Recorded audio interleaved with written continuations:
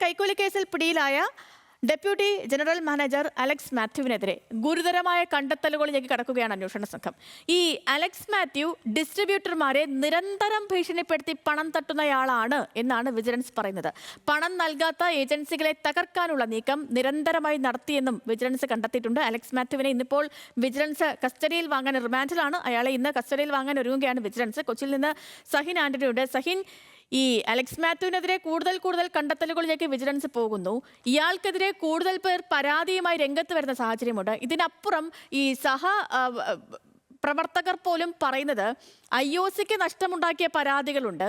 ഈ പല പരാതികളിലും അന്വേഷണ ഉദ്യോഗസ്ഥനായിട്ട് വന്നത് പോലും ഇയാളാണ്. അതുകൊണ്ട് പരാതികൾ പലതും അട്ടിമറിക്കപ്പെട്ടു. അങ്ങനെ ഒരു കുന്നോളം ആരോപണങ്ങൾ ഈ അലക്സ് മാത്യുവിനെതിരെ ഉയർന്നൊരു സാഹചര്യമാണ്. നിലവിലെ കേസ് അന്വേഷണത്തിന്റെ പുരോഗതി എങ്ങനെയാണ്? കൂടുതൽ കണ്ടെത്തലുകളിലേക്ക് അന്വേഷണ സംഘം എത്തുന്നുണ്ടോ?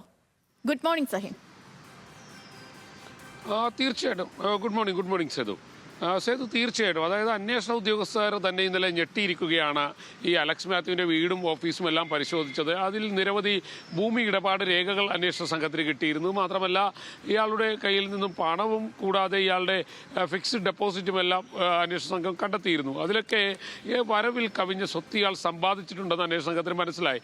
ഇതെങ്ങനെയാണ് ഈ സമ്പാദ്യം ഇയാൾക്കുണ്ടാക്കാൻ കഴിഞ്ഞത് എന്നുള്ളതിനെക്കുറിച്ച് പോലീസ് വിജിലൻസ് വിശദമായ ഒരു പരിശോധന നടത്തി.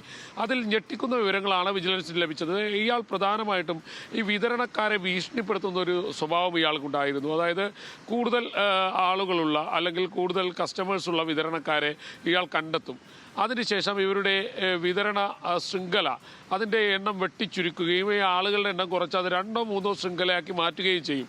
അങ്ങനെ വരാൻ നേരത്ത് ഇയാൾ 2 രീതിയിലാണ് കൈക്കൂലി വാങ്ങുന്നത്. ഒന്ന്, പുതുതായി കൊടുക്കുന്ന ആളുകളിൽ നിന്ന് കൈക്കൂലി വാങ്ങും. മറ്റൊന്ന്, ഈ നിലവിലുള്ള ഡിസ്ട്രിബ്യൂട്ടറെ വെട്ടിച്ചുരുക്കുമ്പോൾ അയാൾ ഇനിയും തൻ്റെ ഏജൻസി നഷ്ടപ്പെടാതിരിക്കാൻ വേണ്ടി കൈക്കൂലി നൽകും. അങ്ങനെ 2 തരത്തിലുള്ള കൈക്കൂലിയായിരുന്നു ഇയാൾ വാങ്ങിക്കൊണ്ടിരുന്നത്. വലിയ തുക ഇയാൾ കൈക്കൂലിയായി സമ്പാദിച്ചിരുന്നു എന്നുള്ളതാണ് വിജിലൻസിൻ്റെ കണ്ടെത്തൽ. എന്തായാലും അലക്സ് മാത്യുവിനെ വിശദമായി ചോദ്യം ചെയ്യേണ്ടതുണ്ട്. അതിന് മുന്നോടിയായി ഇയാളെ കസ്റ്റഡിയിൽ വാങ്ങണം. അതിനുവേണ്ടിയുള്ള ശ്രമമാണ് ഇപ്പോൾ വിജിലൻസ് നടത്തിക്കൊണ്ടിരിക്കുന്നത്. മാത്രമല്ല, ഈ കേസിൻ്റെ ചുമതല പൂർണ്ണമായിട്ടും തിരുവനന്തപുരം യൂണിറ്റിന് കൈമാറാനുള്ള ഒരു നീക്കം കൊച്ചി യൂണിറ്റ് ആരംഭിച്ചിട്ടുണ്ട്. എന്തായാലും അലക്സ് മാത്യുവിൻ്റെ പിടിയിലായതിനു ശേഷം വലിയ ഞെട്ടിക്കുന്ന വിവരങ്ങളാണ് ഇപ്പോൾ വിജിലൻസിന് ലഭിക്കുന്നത്. സേതു. ശരി സഹിൻ.